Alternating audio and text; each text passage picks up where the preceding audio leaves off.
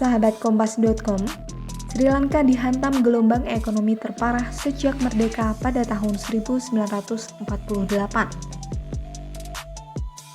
Negara Asia Selatan itu gagal membayar utang luar negerinya senilai 51 miliar dolar Amerika Serikat atau setara 732 triliun rupiah.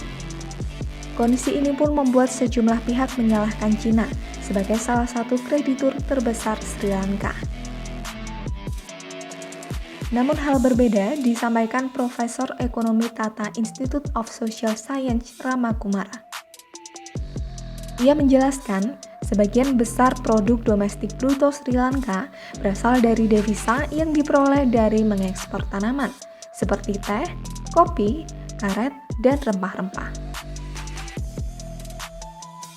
Namun yang menjadi masalah, Sri Lanka menggunakan uang hasil ekspor tersebut untuk mengimpor bahan makanan penting. Padahal nilai ekspor tak selalu tinggi, ada masanya ekspor akan mengalami penurunan.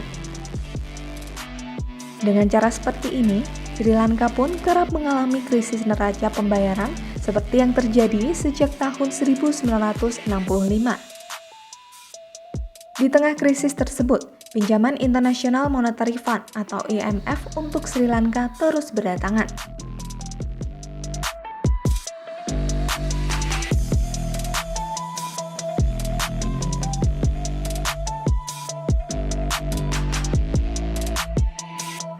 Negara tersebut menerima 1,5 miliar dolar Amerika Serikat selama 3 tahun dari 2016 hingga 2019.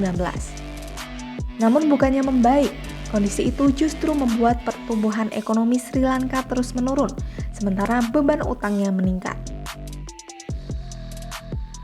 Tak hanya itu saja, pandemi COVID-19 juga kian memperburuk perekonomian Sri Lanka.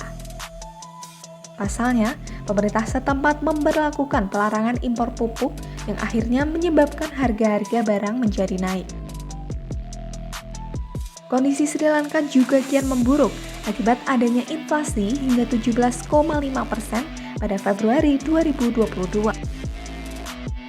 Kini untuk memenuhi kebutuhan, negara meminta warga Sri Lanka yang berada di luar negeri untuk mengirim uang guna membantu membeli kebutuhan pokok.